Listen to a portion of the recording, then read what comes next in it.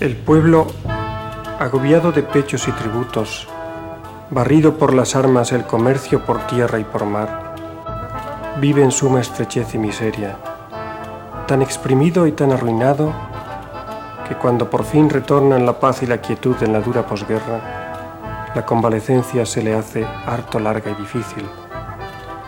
Muchos, cesantes en su oficio lucrativo, si son inválidos se dedican a la mendicidad y si no lo son, se dedican al pillaje.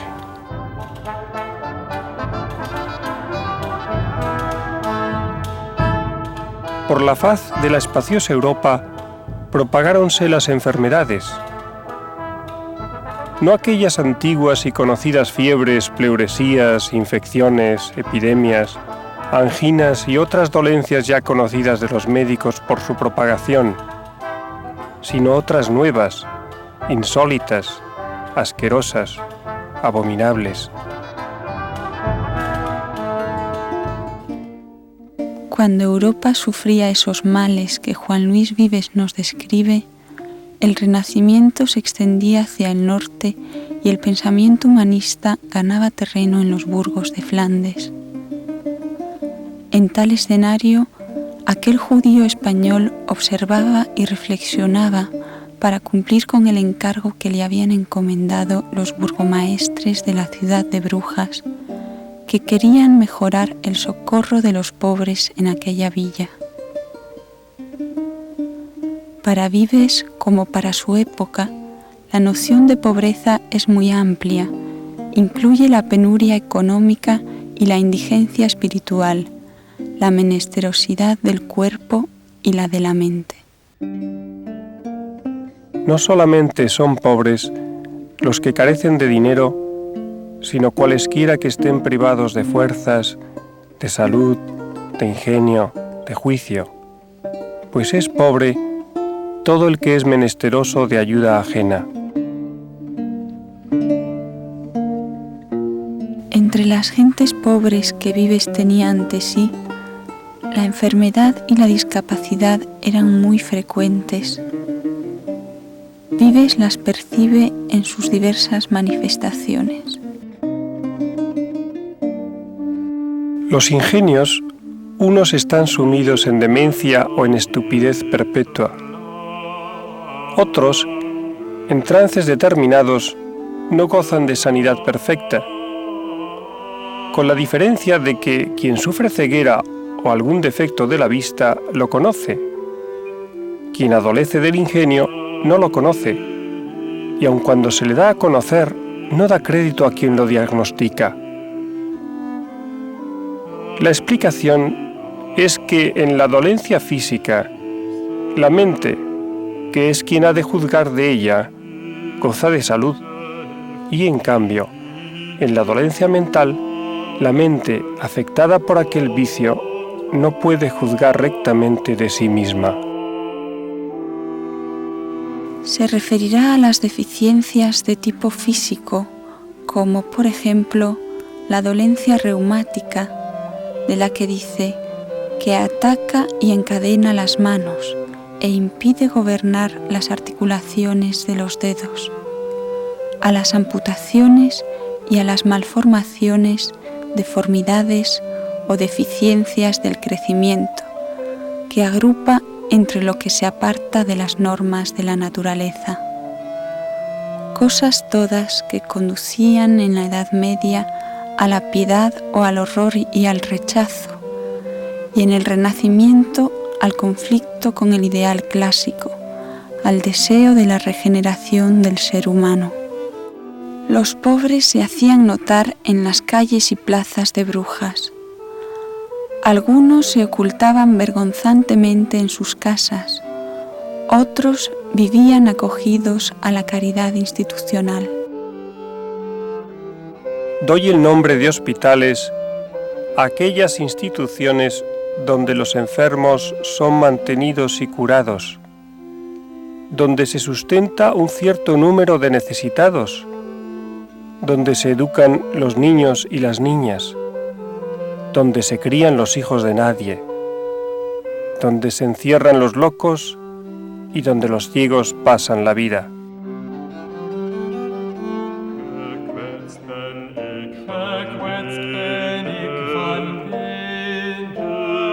En el universo medieval y estamentalizado, todos tenían su lugar fijo, sin salida. Los pobres discapacitados podían ser socorridos, pero nunca redimidos de su condición marginal. Mas aquello estaba empezando a cambiar. Podemos aún imaginar a Luis Vives observando a los mendigos, visitando aquellos hospitales y casas de Dios para redactar su propuesta de reforma, que se publica bajo el título de Subventione Pauperum o del Socorro de los Pobres en 1526. En la Catedral de Tournai, una vidriera, instalada aquel mismo año, ilustra algunas de las deficiencias y discapacidades que Vives tratará en sus obras.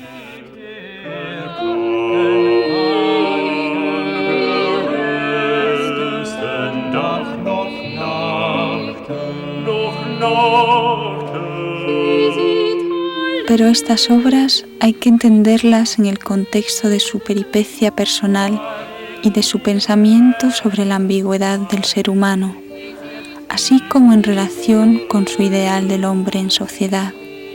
Juan Luis Vives es un hombre de su tiempo.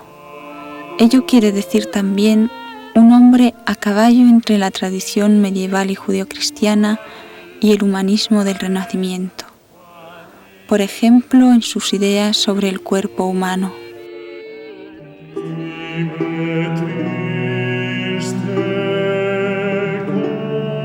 En efecto, Vives no se ha reconciliado todavía con su cuerpo cuando a los 25 años habla de sus bajezas. Esta sentina del cuerpo, a donde afluye toda cuanta cosa hiede, toda cuanta inmundicia, toda cuanta sordidez hay en el mundo.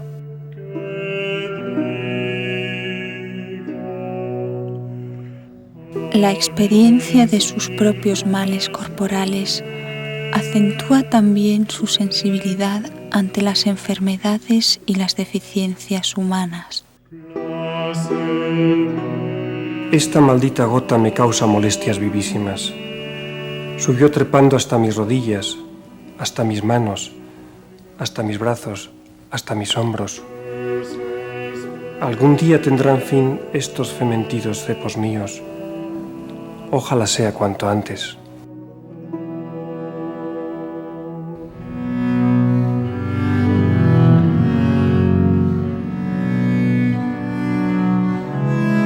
Vives reflexiona crudamente sobre las limitaciones de la existencia humana dentro del espíritu del estoicismo y de sus inspiradores, Cicerón, Séneca y Quintiliano, así como de la tradición bíblica cristiana y medieval.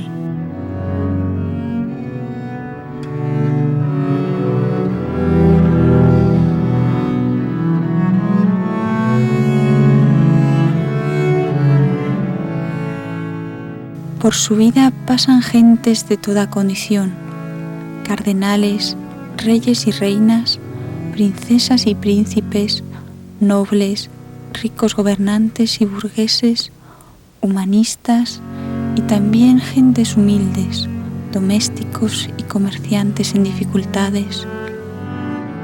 Vives experimenta en sí mismo las limitaciones, la enfermedad y otros apuros de la vida y los observa y comparte con nosotros. Muchos son los males en el decurso de la presente vida, pero principalmente hase de dar este nombre a aquellos que de tal manera agobian el cuerpo y le oprimen, que extinguen en nosotros tu recuerdo. De este género son las necesidades cotidianas, el hambre, la sed, la desnudez, el calor, el frío, las enfermedades y dolores del cuerpo, bien en nosotros, bien en otros seres unidos a nosotros por la voluntad.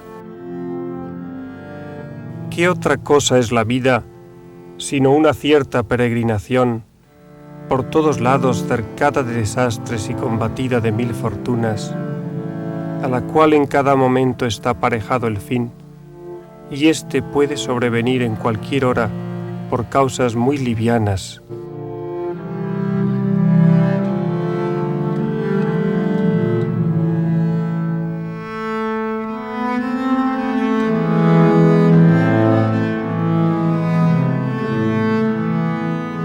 Vives siempre aspiró a vivir en paz, sin involucrarse en luchas ni debates sectarios. A pesar de ello, nunca se refugia en una torre de marfil. Vives observa el medio social que le rodea, se interesa por él y se compromete en su mejora. Como humanista, sus observaciones y consejos prácticos se refieren a multitud de aspectos.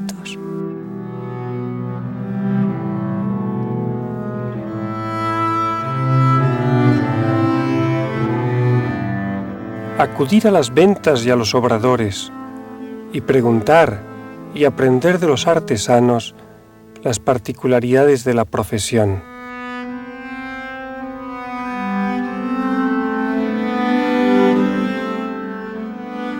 La cerveza es fabricada con agua de la laguna y con el agua sucia de toda la ciudad, en la cual desembocan muchísimas cloacas y aun las aguas residuales de la aduana.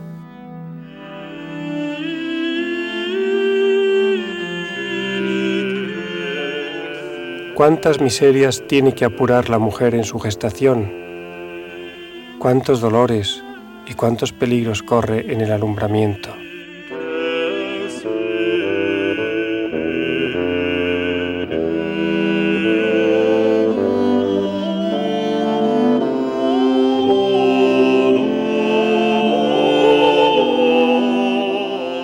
Todo el tenor de esta vida tiene su primer origen en aquella formación y constitución en el seno de la madre, por manera que uno es de tal cuerpo, tal hábito, tal salud, tal estatura, forma y fuerzas, cuales le recibió en aquel su esbozo primero. Cuán minucioso es el artificio del feto en el útero materno para solo 9 meses.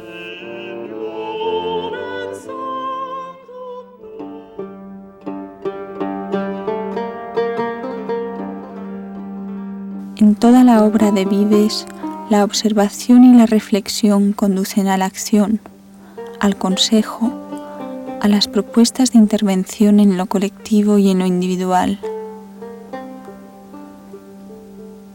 De nuevo, y refiriéndose a la prevención de enfermedades y deficiencias, recomienda cautelas profilácticas en la elección de marido. Ya en atención a la esposa y a los hijos, a quienes comunica su enfermedad si es contagiosa. Y esto con mayor diligencia debe cautelarse si la dolencia es secreta y deshonrosa, y de aquellas que los médicos llaman hereditarias.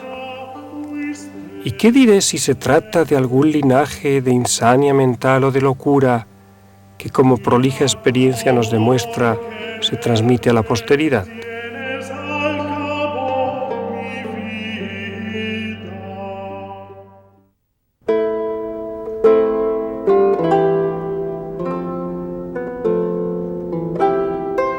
O como cuando recomienda valorar y estimular tempranamente el ingenio y las capacidades del niño, porque la orientación escolar personalizada es un elemento claro de la pedagogía de Vives, no solo para el currículum intelectual, sino también para la orientación hacia oficios manuales.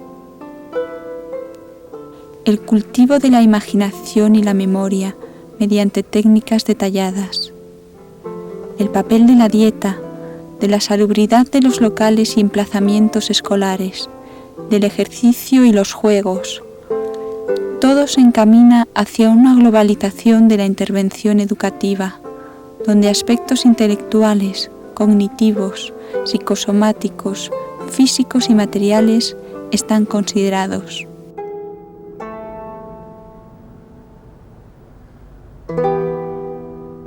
Es sobre todo en su obra de las disciplinas donde de forma sistemática se abordan estos y muchos otros temas de la concepción educativa de Vives.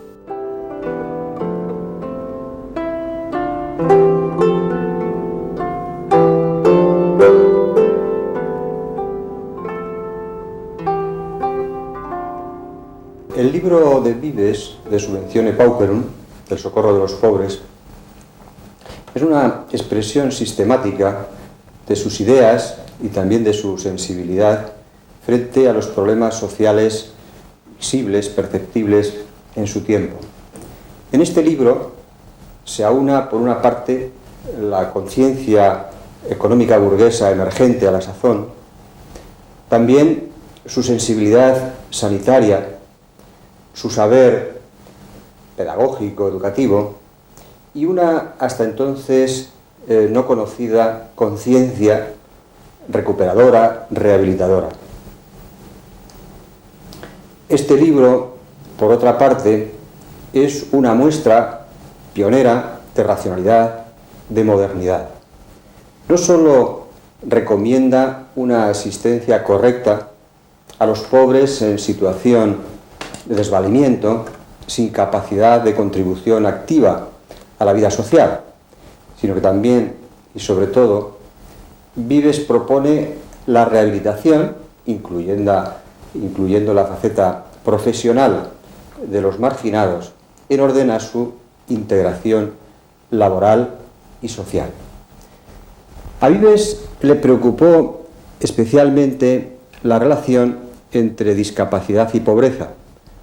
La discapacidad como causa o factor de pobreza y la discapacidad también como circunstancia propiciadora de la mendicidad, de la vida dependiente, de la vida improductiva.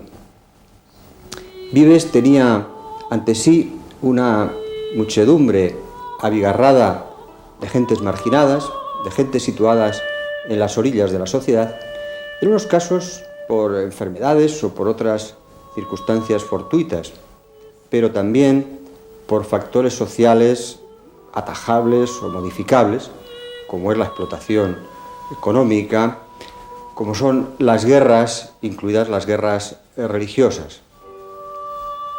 Para poner remedio a esta situación ciertamente grave, Vives propone un plan cuyas dos dimensiones son, por una parte, la asistencia a los pobres no rehabilitables, asistencia preferentemente en su domicilio y, en caso contrario, en el hospital.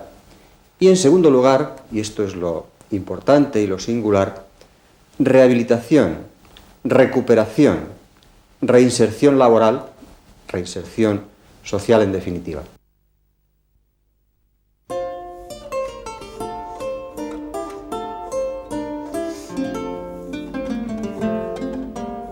El hombre ocioso es una piedra, el hombre mal empleado es una bestia, el bien ocupado es todo un hombre.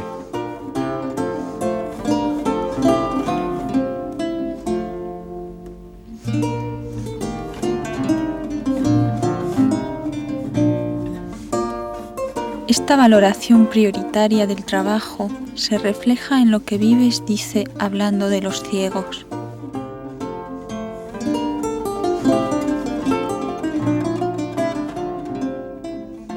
Son muchas las faenas en que pueden ejercitarse. Los hay que son aptos para las letras si tienen quien les lea. En algunos de ellos vemos progresos de erudición no desdeñables. Otros tienen aptitud para la música, canten, tañan instrumentos de cuerda o de metal. Hagan otros andar tornos o ruedecillas, ayuden otros en los lagares a mover las prensas, hinchen otros los fuelles en las oficinas de los herreros. Sabemos que los ciegos hacen cajitas, cestillas, canastillos y jaulas. Las ciegas hilan y devanan. Como no quieran estar mano sobre mano y no rehuyan la faena, hallarán con facilidad en qué ocuparse.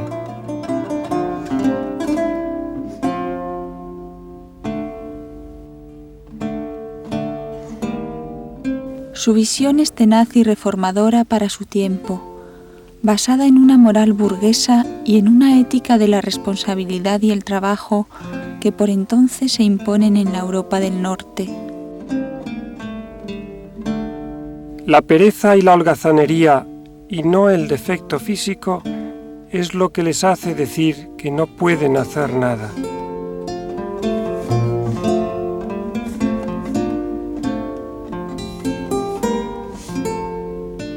El sueño de Vives es que el hombre vuelva a poseer la plenitud de su propia condición.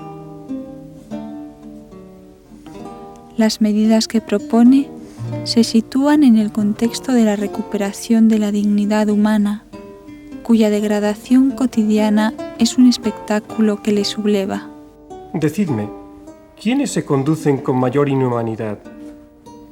¿Aquellos que quieren que los pobres se pudran entre inmundicias, asco, vicios, maldades, desvergüenzas, lascivia, ignorancia, locura, calamidad, miseria? ¿O los que escogitan los medios de sacarles de tal estado y trasladarlos a una vida más digna, más pura, más sabia, con ganancia tan grande de tantos hombres inútiles y perdidos?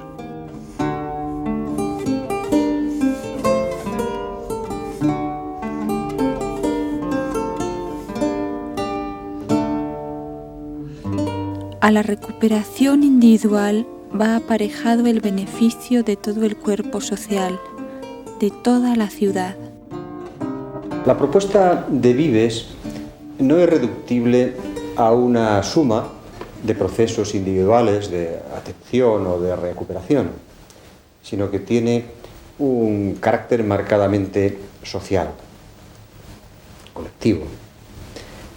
Así, cuando Vives plantea la reinserción laboral de los pobres con discapacidades rehabilitados, no piensa solo en el empleo privado, en el empleo que resulte del juego del mercado, sino que está pensando también en las obras públicas.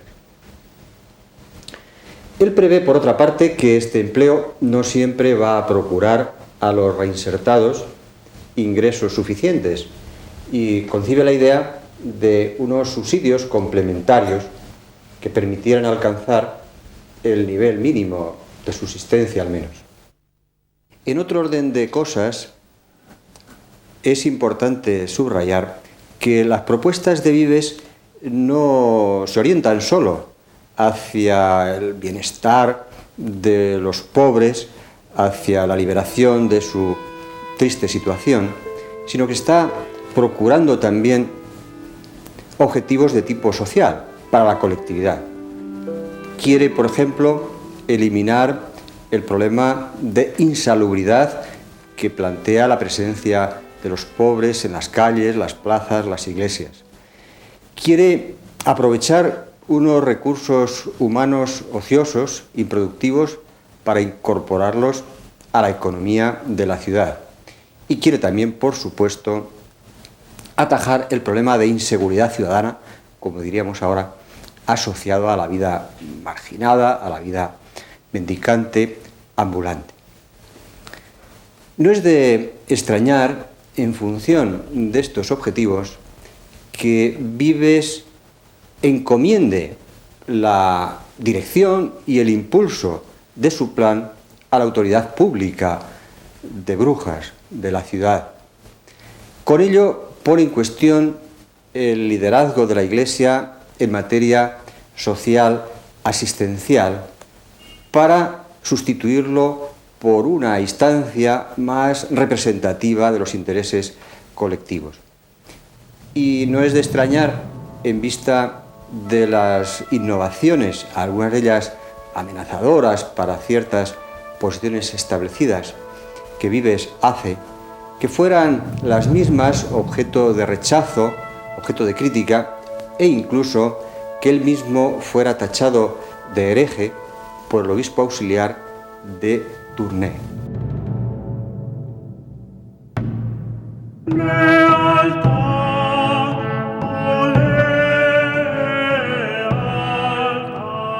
El nacimiento de Vives en Valencia, unos autores lo sitúan en 1492 y otros en 1493.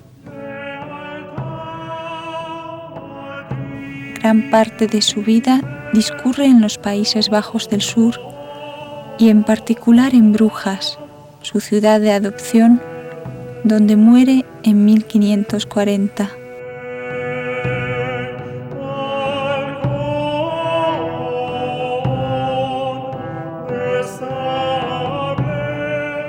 Pasó por la vida con pasión. Vivió su época con todas sus contradicciones. Creyó en el ser humano y en el valor del pensamiento, y en la posibilidad de que todos podamos desarrollar nuestras capacidades sin imposiciones ni violencias.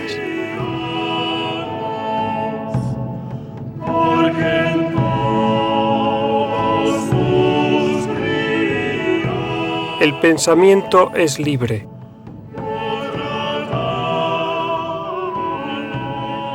¿Quién podrá forzarle?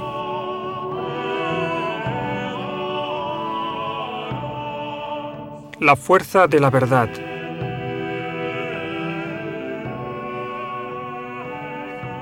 Nadie es más que nadie.